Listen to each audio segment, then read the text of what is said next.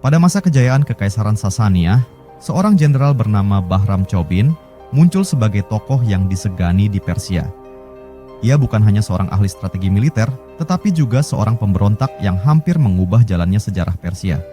Namun, di balik kisahnya yang penuh ambisi dan peperangan, ada sebuah benang merah yang secara tidak langsung menghubungkannya dengan perkembangan Islam di kemudian hari. Bahram Chobin berasal dari keluarga bangsawan Isfah Budan, salah satu dinasti militer paling berpengaruh di Kekaisaran Sasania. Kehebatannya dalam perang melawan bangsa Göktürk menjadikannya pahlawan di mata rakyat Persia. Namun, ketika ia dikalahkan oleh Bizantium pada tahun 589 Masehi, Raja Hormizd IV tidak lagi mempercayainya dan bahkan menghina serta mencopot jabatannya. Merasa dikhianati, Bahram mengangkat senjata melawan rajanya sendiri. Dukungan dari para prajurit dan bangsawan Persia membuatnya semakin kuat. Pada akhirnya, ia berhasil menggulingkan Hormizd IV dan merebut takhta Sasania, menobatkan dirinya sebagai Raja Bahram VI. Sayangnya, kekuasaannya tidak bertahan lama.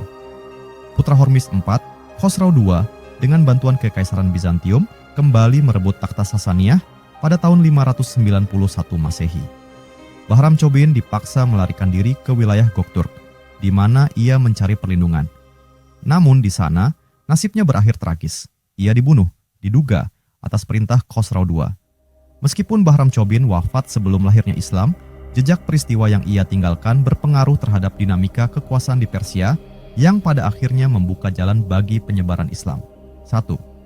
Melemahkan Kekaisaran Sasania. Pemberontakan Bahram Chobin menciptakan ketidakstabilan dalam Kekaisaran Sasania. Setelah kejatuhannya, Khosrau II berkuasa dengan dukungan Bizantium, tetapi perseteruan internal di kalangan bangsawan Persia terus berlanjut. Kekacauan ini melemahkan Sasania dalam jangka panjang. 2. Dampaknya terhadap Khosrau II dan dinasti Sasania. Khosrau II, meskipun berhasil naik takhta, menghadapi banyak pemberontakan dan pengkhianatan dari dalam. Hal ini menyebabkan kelemahan politik yang terus memburuk, sehingga ketika pasukan Muslim datang pada abad ke-7 Masehi, Kekaisaran Sasania tidak cukup kuat untuk bertahan. 3. Persia dan Islam. Pada tahun 651 Masehi, kurang dari 60 tahun setelah kematian Bahram Chobin, Kekaisaran Sasania runtuh akibat ekspansi Islam. Tentara Muslim di bawah kepemimpinan Khalifah Umar bin Khattab berhasil menaklukkan Persia, mengakhiri pemerintahan dinasti Sasania. 4. Warisan Bahram Chobin dalam sejarah Islam. Meski bukan seorang Muslim dan hidup sebelum Islam berkembang, Bahram Chobin dikenang sebagai simbol pemberontakan terhadap penguasa tirani. Kisahnya menginspirasi beberapa kelompok di Persia, bahkan setelah Islam menyebar. Beberapa cerita rakyat Persia mengaitkannya dengan gagasan kepahlawanan dan perjuangan melawan ketidakadilan. Bahram Chobin mungkin tidak pernah membayangkan bahwa pemberontakannya akan menjadi salah satu faktor yang mempercepat keruntuhan Kekaisaran Sasania. Namun, sejarah telah menunjukkan bahwa ketidakstabilan politik di Persia setelah kejatuhannya berperan dalam memudahkan penaklukan Islam. Dengan demikian, meskipun secara tidak langsung, Bahram Chobin menjadi salah satu sosok yang, melalui kekacauan yang ia ciptakan, turut membuka jalan bagi lahirnya era baru di Persia di bawah panji Islam. Bahram Chobin, juga dikenal sebagai Bahram Choban atau Bahram VI, adalah seorang jenderal dan pemberontak Persia pada masa Kekaisaran Sasania. Ia dikenal sebagai salah satu komandan militer terbesar dalam sejarah Persia dan sempat merebut takhta Sasania pada tahun 590 Masehi. Berikut adalah beberapa tokoh dan peristiwa yang berkaitan dengannya. Tokoh yang berkaitan dengan Bahram Chobin. 1. Hormizd IV, Raja Sasania. Hormizd IV adalah raja yang awalnya mengangkat Bahram Chobin sebagai jenderal. Namun, setelah Bahram mengalami kekalahan dalam pertempuran melawan Bizantium, Hormizd IV merendahkannya, yang menyebabkan pemberontakan Bahram terhadapnya. 2. Khosrau II, Raja Sasania. Putra Hormizd IV, Khosrau II, melarikan diri setelah Bahram Chobin memberontak dan merebut takhta. Dengan bantuan Kekaisaran Bizantium, Khosrau II berhasil mengalahkan Bahram dan merebut kembali takhtanya pada tahun 591 Masehi. 3. Maurice, Kaisar Bizantium. Kaisar Maurice membantu Khosrau II dalam melawan Bahram Chobin. Sebagai imbalan, Khosrau memberikan beberapa wilayah kepada Bizantium. 4. Sasan, ayah Bahram Chobin. Sasan berasal dari keluarga bangsawan Persia dan Bahram Chobin berasal dari keluarga Ispahan yang berpengaruh dalam militer Sasania. Peristiwa penting yang berkaitan dengan Bahram Chobin. Pertama, kampanye melawan Gokturk. Dataran Asia Tengah membentang luas di hadapan pasukan Persia. Angin kering berhembus, membawa debu dan aroma tanah yang panas.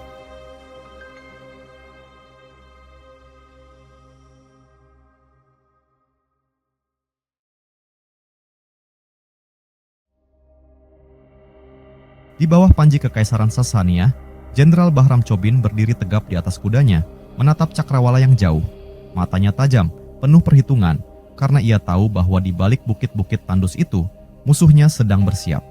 Gokturk, bangsa nomaden yang tangguh, telah melancarkan serangan ke perbatasan timur Persia. Mereka dikenal sebagai prajurit berkuda yang cepat dan brutal, sering melakukan serangan mendadak sebelum lenyap ke padang luas. Kekaisaran Sasania tidak bisa membiarkan ancaman ini terus berlanjut. Maka, Hormizd IV, Raja Sasania, mengirim jenderal terbaiknya untuk menghadapi mereka, Bahram Chobin.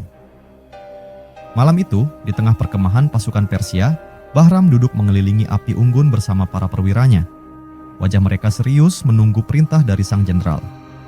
Gokturk bukan lawan yang bisa diremehkan, kata Bahram, sambil menatap mereka satu persatu.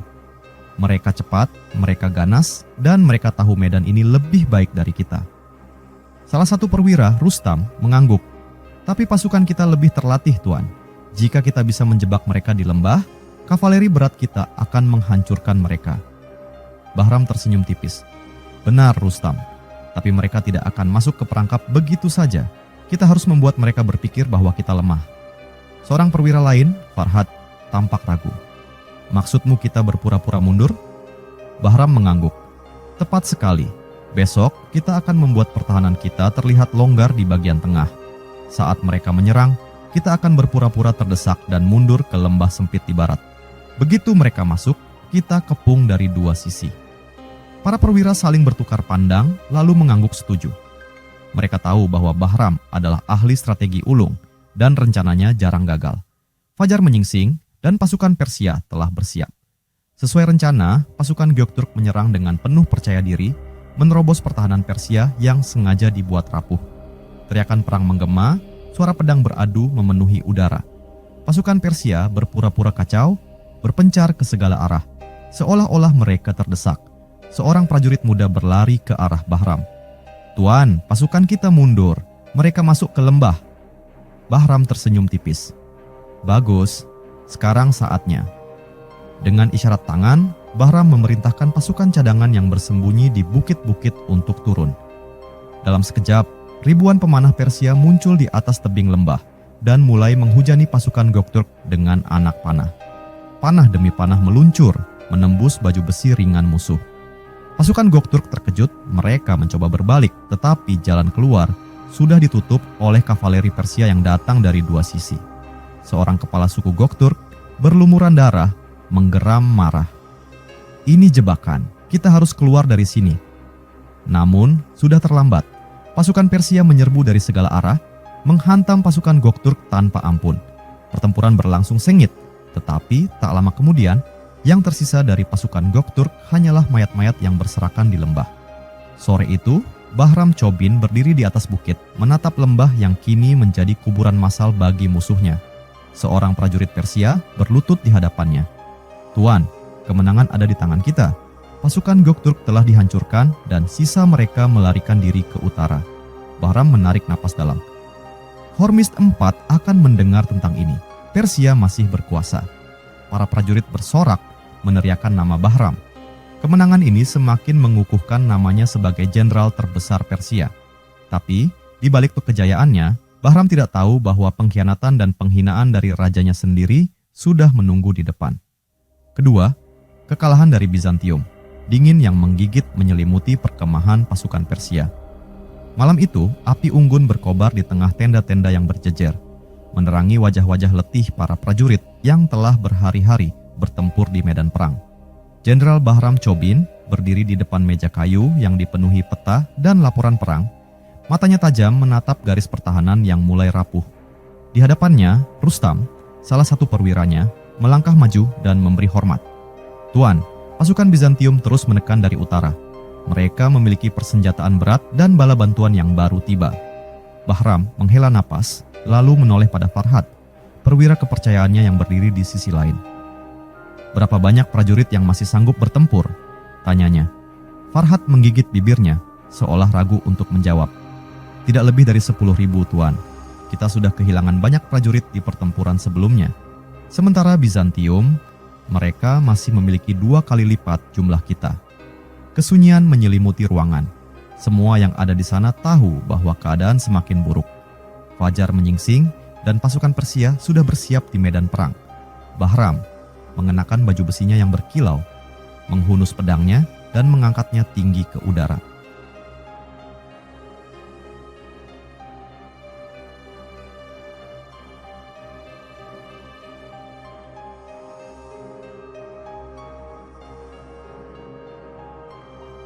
"Kita tidak akan mundur. Kita adalah prajurit Persia. Hari ini, kita pertahankan kehormatan kita, atau kita mati dalam pertempuran." Teriakan perang menggema, memecah pagi yang dingin. Pasukan Persia menyerbu maju, menghadapi Bizantium yang sudah membentuk barisan pertahanan mereka. Di garis depan, Bahram sendiri memimpin pasukannya menebas musuh satu persatu. Namun, Bizantium lebih siap dari yang ia duga. Mereka memiliki manjanik, sejenis ketapel raksasa, yang menghujani pasukan Persia dengan batu-batu besar dan panah api. Tiba-tiba, seorang prajurit berteriak, "Tuan!" Mereka menyerang dari sayap kiri. Kita dikepung. Bahram menoleh dan melihatnya sendiri, pasukan Bizantium telah memotong jalur mundur mereka. Jebakan sempurna. "Tidak, ini tidak mungkin," gumamnya, wajahnya menegang. Pasukan Persia mulai goyah. Beberapa mencoba bertahan, tetapi banyak yang mundur dengan panik. Bahram mengayunkan pedangnya, berusaha menyelamatkan pasukannya, tapi jumlah musuh terlalu banyak. Rustam berlari ke arahnya, wajahnya berlumuran darah. "Tuan, kita tidak bisa bertahan. Kita harus mundur sekarang, atau kita akan habis." Bahram menggeram, matanya berkilat marah. "Mundur, aku tidak akan lari dari medan perang." Farhad, yang juga berlumuran debu dan darah, mencengkeram lengan Bahram. "Tuan, jika engkau mati di sini, maka semuanya sia-sia. Kita harus menyusun strategi baru." Bahram terdiam sejenak. Kemudian dengan penuh rasa sakit ia mengangguk. "Baiklah. Perintahkan pasukan yang tersisa untuk mundur ke timur. Kita regroup di Nishapur." Pasukan Persia yang tersisa mulai mundur, meninggalkan mayat-mayat saudara mereka yang tergeletak di medan perang. Dari kejauhan, pasukan Bizantium bersorak, merayakan kemenangan mereka. Beberapa minggu kemudian, Bahram dan pasukan yang tersisa tiba di Persia. Lelah, terluka, dan hancur, mereka berharap mendapatkan dukungan dari istana. Namun, yang mereka dapatkan justru penghinaan. Di istana, seorang utusan dari Raja Hormizd IV datang dengan pesan resmi. "Dengar baik-baik, Bahram Chobin. Raja Hormizd IV menyebut kekalahanmu sebagai aib bagi Kekaisaran Sasania. Dia mencabut pangkat dan gelarmu. Kau tak lagi menjadi jenderal." Bahram mengepalkan tangannya. Matanya menyala dengan kemarahan. "Aku bertarung demi Persia. Aku telah menumpahkan darah demi tanah ini. Dan ini balasan yang kudapat." Utusan itu tetap berdiri tegak tanpa ekspresi. "Itu perintah raja. Kau kini hanyalah rakyat biasa." Suasana hening. Para prajurit yang setia kepadanya menatap Bahram menunggu reaksinya. Dengan suara rendah, dingin, dan penuh kemarahan, Bahram berkata, "Jika Persia tidak menginginkanku sebagai jenderal, maka aku akan menjadi rajanya." Di hari itu, sesuatu berubah dalam diri Bahram Chobin. Kekalahan dari Bizantium bukan akhir dari kisahnya, justru itu menjadi awal dari pemberontakannya melawan Raja Hormizd IV. Ketiga, pemberontakan dan penggulingan Hormizd IV. Angin dingin bertiup di atas dataran Persia, membawa serta aroma perang dan pengkhianatan. Bahram Chobin, yang dulu adalah jenderal kebanggaan Kekaisaran Sasania, kini menjadi seorang pemberontak. Kekalahan dari Bizantium masih membekas dalam ingatannya, tetapi bukan kekalahan itu yang paling menyakitkan, melainkan penghinaan dari rajanya sendiri, Hormizd IV. Di dalam sebuah tenda di perkemahan pasukannya, Bahram berdiri di depan meja kayu yang penuh dengan peta dan laporan mata-mata. Wajahnya tegang, matanya menyala dengan kemarahan yang tertahan. "Hormizd IV telah menghina kita semua. suaranya bergema di dalam tenda. Dia menyebut kita pengecut, mencabut gelarku, dan merendahkan para prajurit yang telah berjuang demi Persia. Apakah kita akan membiarkan ini? Seorang perwira bernama Rustam mengepalkan tangannya. Tidak, Tuan.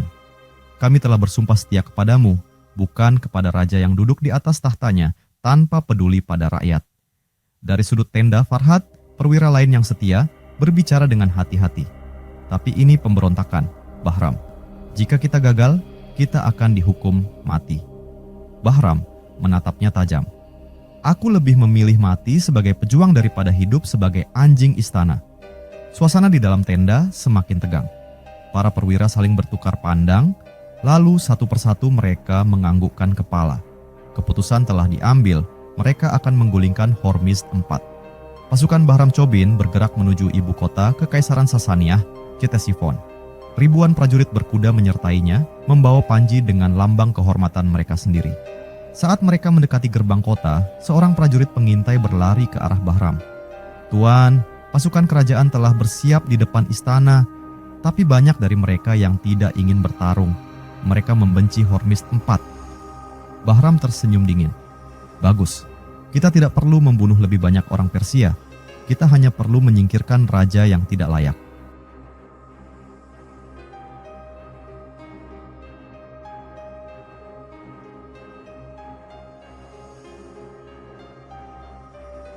Di dalam istana, Hormizd IV duduk di singgasananya. Wajahnya merah karena marah setelah mendengar laporan tentang pemberontakan yang dipimpin oleh jenderal yang dulu dia percayai. Pengkhianat itu berani menantangku, bentaknya. Perintahkan pasukan untuk menghancurkan mereka. Namun, para penasihatnya saling berpandangan ragu. Salah satu dari mereka akhirnya berbicara dengan suara gemetar. Paduka, banyak prajurit kita berpihak pada Bahram. Jika kita memaksa mereka bertempur, mereka bisa berbalik melawan kita. Hormizd IV menggertakkan giginya. Bajingan, mereka akan kuhukum semuanya. Ketika pasukan Bahram memasuki kota, mereka hampir tidak menghadapi perlawanan. Banyak prajurit kerajaan justru menjatuhkan senjata mereka atau bahkan bergabung dengan pasukan pemberontak. Di dalam istana, Hormizd IV masih mencoba mempertahankan kekuasaannya. Saat dia berjalan mondar-mandir dengan marah di dalam aula kerajaan, pintu istana tiba-tiba terbuka dengan keras. Bahram Chobin masuk, diikuti oleh beberapa perwiranya. Raja Sasaniah itu menatapnya dengan mata penuh kebencian. Kau berani masuk ke sini seperti seorang raja. Bahram tersenyum tipis. Rakyat Persia telah memilihku, Hormizd. Mereka sudah muak dengan tirani dan kebodohanmu. Hormizd IV menghunus belatinya, wajahnya penuh amarah. Aku masih Raja Persia. Aku akan membunuhmu dengan tanganku sendiri. Namun sebelum dia sempat bergerak, beberapa bangsawan yang sebelumnya setia padanya tiba-tiba berbalik dan menangkapnya. Kekuasaanmu sudah berakhir, Hormizd, kata salah satu dari mereka. Persia membutuhkan pemimpin yang lebih baik. Hormizd IV berteriak, mengumpat, dan meronta, tetapi tidak ada yang peduli lagi. Malam itu, raja yang kejam itu dijebloskan ke dalam penjara, dan beberapa hari kemudian, dia dieksekusi atas perintah para bangsawan. Saat fajar menyingsing di atas Ctesifon, Bahram Chobin berdiri di balkon istana, menatap kota yang kini berada di bawah kekuasaannya. Para prajurit dan rakyat yang dulu tertindas bersorak menyebut namanya. Seorang penasihat mendekatinya. Tuan, Anda kini adalah Raja Persia. Apa titah pertama Anda? Bahram menatap langit lalu menghela napas. Aku tidak akan menjadi raja yang lemah. Persia butuh pemimpin yang kuat, bukan boneka di tangan orang lain. Kita akan mengembalikan kejayaan negeri ini. Sorak-sorai menggema di seluruh kota. Hari itu, Bahram Chobin naik takhta sebagai Raja Bahram VI, mengukir namanya dalam sejarah Persia. Namun, di balik kejayaan itu, dia tidak tahu bahwa kekuasaannya tidak akan bertahan lama. Keempat, Bahram Chobin menjadi raja. Fajar menyingsing di atas Ctesifon, ibu kota Kekaisaran Sasania. Matahari perlahan muncul dari balik cakrawala, menyinari istana megah yang kini berada dalam genggaman Bahram Chobin. Di bawahnya, di alun-alun kota, ribuan rakyat berkumpul, berdesakan, ingin menyaksikan peristiwa besar yang akan mengubah sejarah Persia. Di dalam istana, Bahram berdiri di depan cermin perunggu besar mengenakan jubah perang yang ia kenakan dalam pertempuran terakhirnya.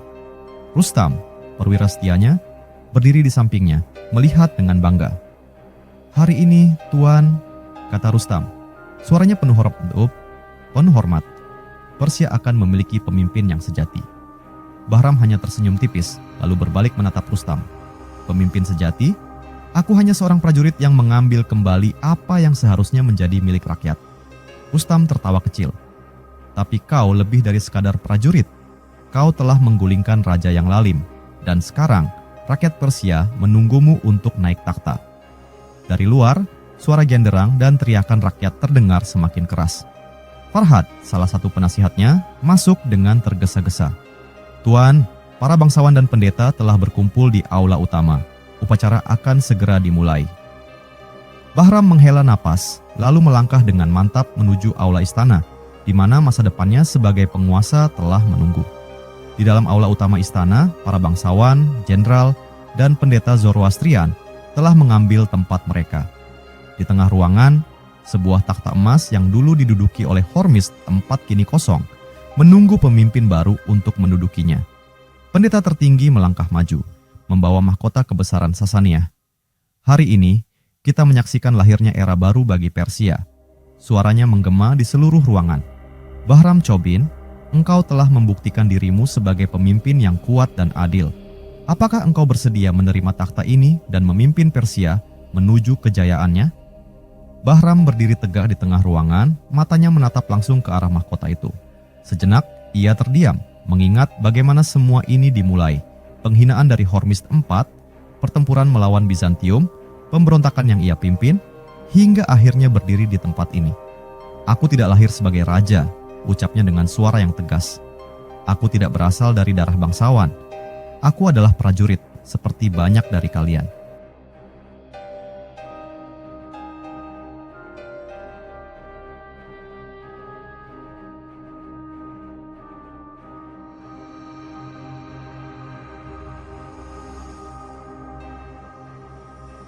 "Aku bertempur bukan untuk kemuliaan pribadi, tetapi untuk Persia.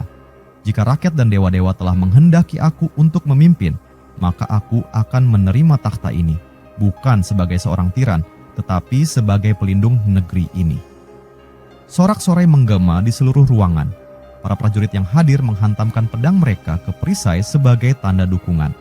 Pendeta tertinggi kemudian meletakkan mahkota di kepala Bahram, dan saat itu juga dia resmi menjadi Bahram VI, Raja Persia. Malam itu, Bahram duduk di balkon istana, memandang kota yang dipenuhi cahaya obor. Ia tahu bahwa menjadi raja bukanlah akhir dari perjuangannya. Justru ini adalah awal dari tantangan yang lebih besar. Rustam mendekat, membawa sepoci anggur dan menuangkannya ke dalam cawan emas. "Kau terlihat murung, Tuan," katanya sambil tersenyum. "Bukankah ini yang kau inginkan?" Bahram menatap Rustam, lalu mengambil cawan itu. "Aku menginginkan keadilan, Rustam. Tapi aku tahu bahwa takhta ini tidak akan dibiarkan tenang begitu saja. Masih banyak musuh di luar sana. Khosrau, putra Hormizd IV, pasti akan mencoba merebut kembali takhtanya. Dan Bizantium, mereka tidak akan tinggal diam melihat Persia dipimpin oleh seorang seperti aku." Rustam mengangguk. "Maka kita akan bersiap, seperti yang selalu kita lakukan." Bahram meneguk anggurnya dan menatap langit malam. "Aku bukan raja yang diinginkan oleh para bangsawan, tapi aku adalah raja yang dibutuhkan oleh Persia." Di kejauhan, suara genderang perang mulai terdengar. Pertanda bahwa cobaan baru akan segera datang. Kenaikan Bahram Chobin ke takhta adalah salah satu momen paling dramatis dalam sejarah Persia. Namun, kekuasaannya tidak bertahan lama. Tak lama setelah penobatannya, ia harus menghadapi Khosrau II, putra Hormizd IV, yang dengan bantuan Bizantium berusaha merebut kembali takhtanya. Sejarah mencatat bahwa Bahram Chobin bukanlah raja yang bertahan lama, tetapi ia tetap dikenang sebagai seorang jenderal yang menantang sistem dan berani melawan tirani. Kelima, kekalahan dan pelariannya ke Turk Barat. Angin malam bertiup dingin di atas padang pasir Persia. Bahram Chobin yang pernah berdiri gagah sebagai raja Persia, kini duduk diam di dalam tendanya, menatap peta yang terbuka di hadapannya. Suaranya hening, pikirannya berkecamuk. Di luar, pasukannya yang tersisa beristirahat, kelelahan setelah serangkaian pertempuran yang tak berpihak kepada mereka. Sudah jelas, ia kalah. Musuhnya, Khosrau II, putra Hormis IV yang digulingkannya, telah kembali dengan kekuatan besar. Dengan dukungan penuh dari Bizantium, Khosrau datang membawa pasukan yang lebih besar, lebih segar, dan lebih siap. Pertempuran demi pertempuran berlangsung, dan satu persatu kota yang dulu setia kepada Bahram mulai jatuh ke tangan Khosrau. Kini, Ctesifon telah jatuh. Bahram terpaksa mundur, membawa sisa pasukannya ke wilayah timur. Tapi kemana lagi ia bisa pergi? Rustam, perwira setianya, masuk dengan tergesa-gesa. Wajahnya penuh debu, matanya merah karena kurang tidur. "Tuan," katanya terengah-engah, "pengintai kita melaporkan bahwa pasukan Khosrau hanya 1 hari perjalanan dari sini. Mereka bergerak cepat." Bahram mengangguk pelan. "Berapa banyak pasukan kita yang tersisa?" Rustam ragu sejenak sebelum menjawab. "Tidak lebih dari 5.000, Tuan. Sementara Khosrau memiliki lebih dari 30.000 dengan bantuan Bizantium." Keheningan menyelimuti ruangan. Bahram memejamkan matanya sejenak sebelum akhirnya berkata, "Kita tidak bisa menang dalam pertempuran ini. Jika kita bertahan, kita akan musnah." Dari sudut tenda Farhad, salah satu penasihatnya, bersuara lirih. "Jadi, kita menyerah?" Mata Bahram menyala dengan kemarahan. "Aku tidak akan pernah menyerah." Suaranya menggelegar. "Tapi aku juga tidak akan mati sia-sia di sini." Rustam menatap Bahram dengan serius. "Lalu apa rencanamu, Tuan?" Bahram bangkit berdiri, menatap peta di hadapannya. Tangannya bergerak menunjuk ke arah timur laut. "Kita akan pergi ke Turk Barat. Mereka masih menghormati kita dan mereka membenci Sasania.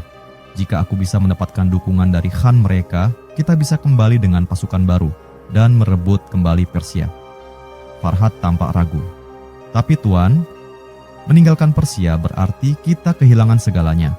Bahram menatapnya tajam. "Kita belum kehilangan segalanya. Selama aku masih hidup, pertempuran ini belum berakhir." Malam itu, pasukan Bahram bergerak dalam senyap, meninggalkan perkemahan mereka. Mereka berkendara cepat ke arah timur laut, menuju perbatasan Kekaisaran Sasania dan tanah kaum Turk. Di belakang mereka, pasukan Khosrau tiba di perkemahan yang telah kosong. "Terlambat," kata salah satu perwira Khosrau. Khosrau II, yang duduk di atas kudanya, hanya tersenyum tipis. Dia bisa lari, tapi dia tidak bisa bersembunyi selamanya. Persia bukan lagi miliknya. Sementara itu, Bahram dan pasukannya terus menempuh perjalanan panjang, melewati pegunungan dan padang pasir, menghadapi kelaparan, kelelahan, dan cuaca buruk.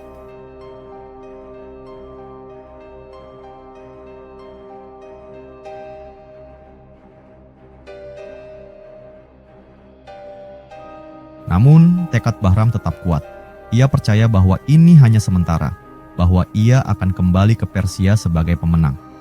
Akhirnya, setelah berminggu-minggu perjalanan, mereka tiba di wilayah Turk Barat. Bahram berdiri di hadapan Tarduhan, pemimpin Turk Barat. Ruangan besar itu dipenuhi oleh prajurit Turk yang memandangnya dengan rasa ingin tahu. Mereka tahu siapa dia. Jenderal Persia yang besar kini datang sebagai pengungsi. Tarduhan menyipitkan matanya. "Jadi, kau adalah Bahram Chobin, Raja Persia yang kalah?" Bahram, meskipun dalam posisi lemah, tetap menegakkan kepalanya. "Aku bukan raja yang kalah, Khan. Aku adalah pejuang yang masih berdiri. Dan aku datang kepadamu bukan sebagai pemohon, tapi sebagai sekutu."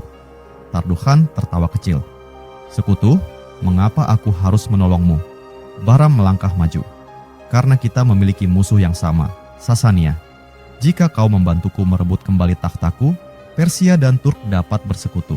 Kita bisa berbagi kejayaan." Tarduhan terdiam, mempertimbangkan kata-kata itu. Namun, di balik wajahnya yang tenang, ada sesuatu yang tak dapat dibaca oleh Bahram. Beberapa minggu setelah kedatangannya, Bahram mulai menyadari bahwa ia tidak akan mendapatkan bantuan yang ia harapkan. Para bangsawan di Persia telah menerima kembali Khosrau II sebagai raja, dan ia tidak memiliki cukup dukungan untuk merebut kembali tahtanya. Dan kemudian, pengkhianatan itu datang. Suatu malam, Bahram sedang duduk di tendanya ketika tiba-tiba beberapa prajurit Turk menyerbu masuk. Mereka menghunus pedang mereka, dan dalam hitungan detik, Bahram Chobin, sang jenderal besar, sang pemberontak, tewas di tanah asing. Tarduhan telah memutuskan bahwa lebih menguntungkan baginya untuk membunuh Bahram daripada memberinya kekuatan. Dengan kematiannya, berakhirlah perjalanan seorang jenderal yang pernah mengguncang Persia. Namun, namanya tetap dikenang sebagai salah satu pemimpin militer terbesar dalam sejarah Sasania.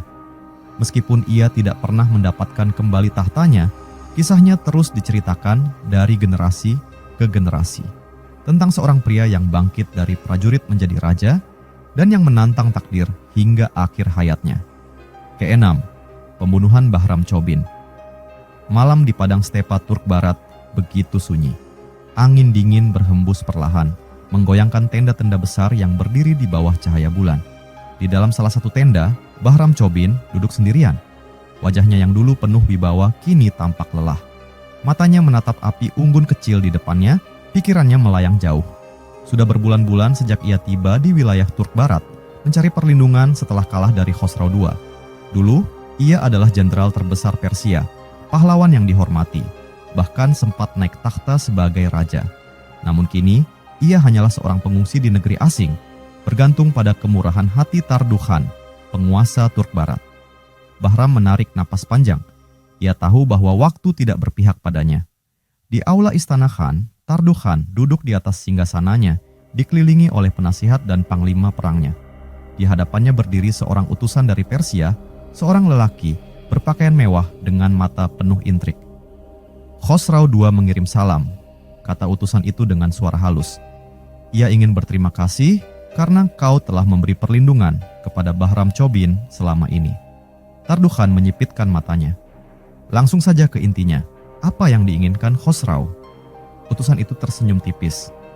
Khosrau II menawarkan persekutuan denganmu, Khan. Sebagai tanda persahabatan, ia meminta satu hal saja. Tarduhan mencondongkan tubuhnya ke depan. Dan apa itu? Kepala Bahram Chobin. Ruangan itu seketika menjadi sunyi.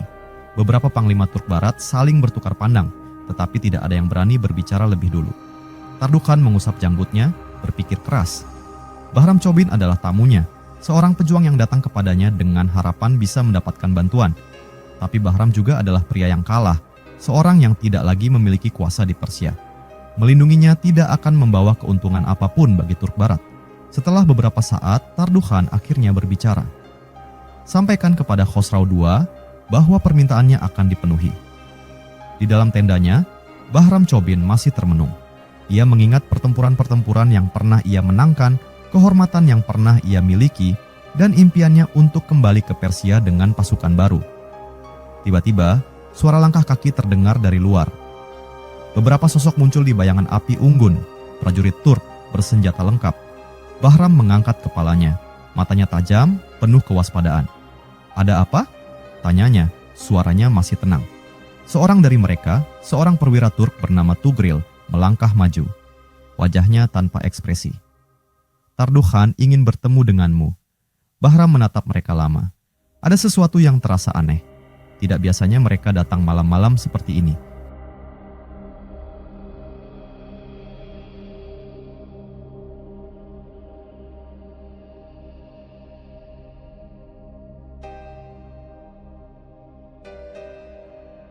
Namun, sebelum ia bisa bergerak, salah satu prajurit tiba-tiba mencabut pedangnya dan menikam ke arah Bahram. Klang! Dengan refleks luar biasa, Bahram menepis serangan itu dengan belati yang selalu ia bawa di pinggangnya. Ia mundur selangkah, napasnya memburu. Pengkhianat, geramnya. Prajurit-prajurit Turk itu langsung menyerbu. Bahram berusaha melawan, bergerak dengan gesit, menangkis serangan demi serangan.